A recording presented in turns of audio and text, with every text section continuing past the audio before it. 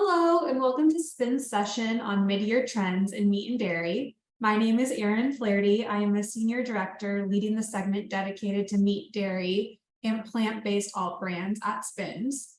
As noted, this is the meat and cheese deep dive, but please check out our other sessions such as total retail and plant-based trends, available on our website.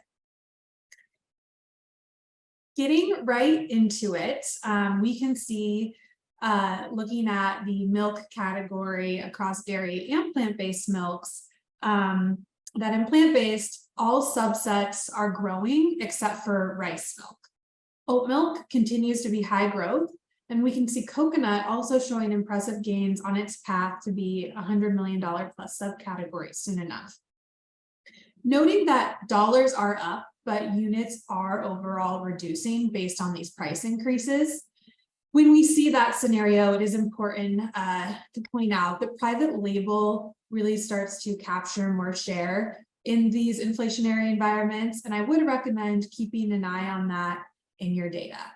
But overall, dollars are up across both plant-based and dairy.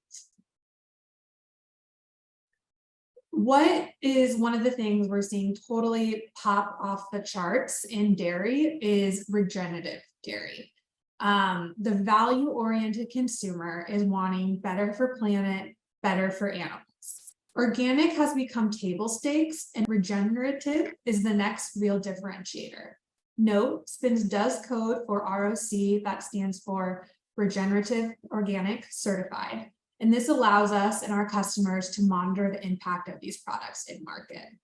As the numbers show, milk and egg products that hold regen certifications are seeing customers committed to sustainability, buying these dairy products and voting with their dollar. Moving on to sustainability specifically in yogurt, kind of one of the main threads you'll see through here, right, is there is a true consumer response that sustainability attributes in dairy products gives consumers a choice beyond just plant-based versions as something that meets those better planet, better animal virtues. People are interested in classic products, but they want better versions. And attributes popping that support all those values are seen here, from certified B Corp to labeled animal welfare, non-GMO, all growing. High protein, not necessarily noted here, but continues to always be a big driver. And you'll see that in the next few slides. Okay, so here we are looking at both plant-based and dairy cheese. Dairy cheese is gaining share from plant-based, and this showcases that being plant-based isn't good enough to the consumer if it doesn't taste or function as well or better than the alt. I have friends that love oat milk, and we, as a few slides ago saw, oat milk continues to grow, but they don't eat plant-based cheese. And as these numbers show, right, plant-based cheese is showing some declines. So that's what's been interesting in plant-based, and I know we're focusing mainly on dairy and traditional dairy in this segment, but there's different categories that are growing or declining. We're going to dive into cottage cheese in the next slide, but that as a high protein, versatile standalone snack and ingredient is back in a big way. And shredded and grated remains the top form of cheese in dairy. We love the convenience and topping virtually anything we can, from vegetables to nachos, with a little bit or a lot of cheesy goodness. Okay, cottage cheese, the social media impact.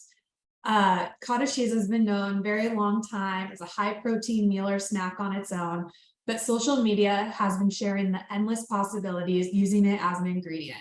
You can use it in ice cream, in dips, to top your avocado toast. It's really creative and inventive the way people are taking the benefits of a low carb, high protein, clean ingredient item and putting it into anywhere they can in their diet. So between canned fish, or I should say among canned fish, water talk, and now cottage cheese talk, you never know what fad will hit socials next.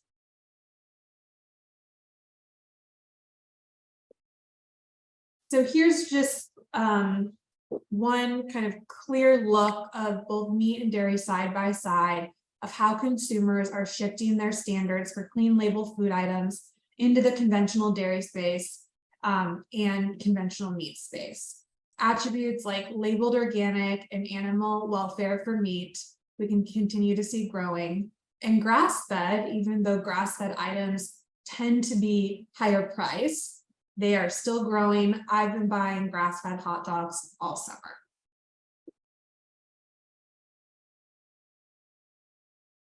So what this slide we wanted to point out is how price in units are performing in both plant-based and animal meat.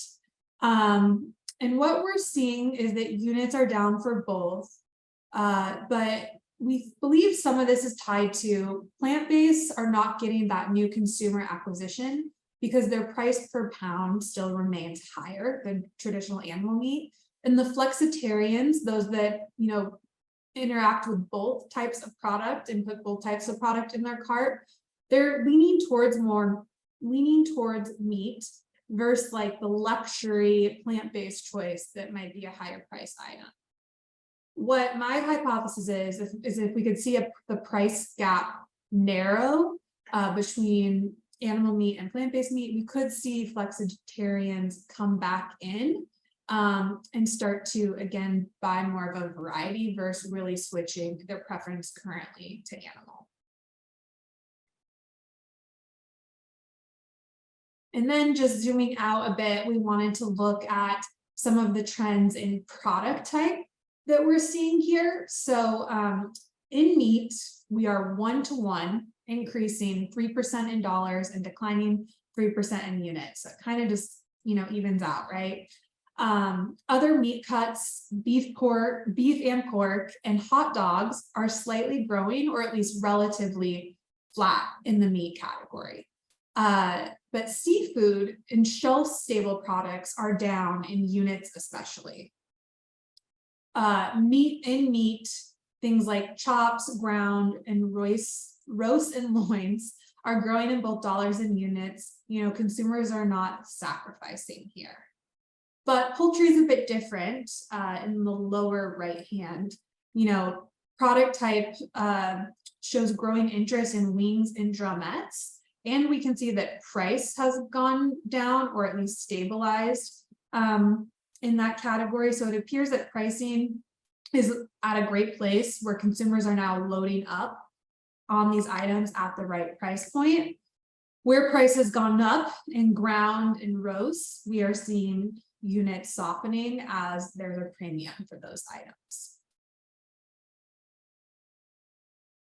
So getting into the really big envelope pushing trends that we're seeing in meat and dairy, many have seen this headline that cell-cultivated meat has been approved by the USDA, and SPINS will be tracking all these products as they hit aisles.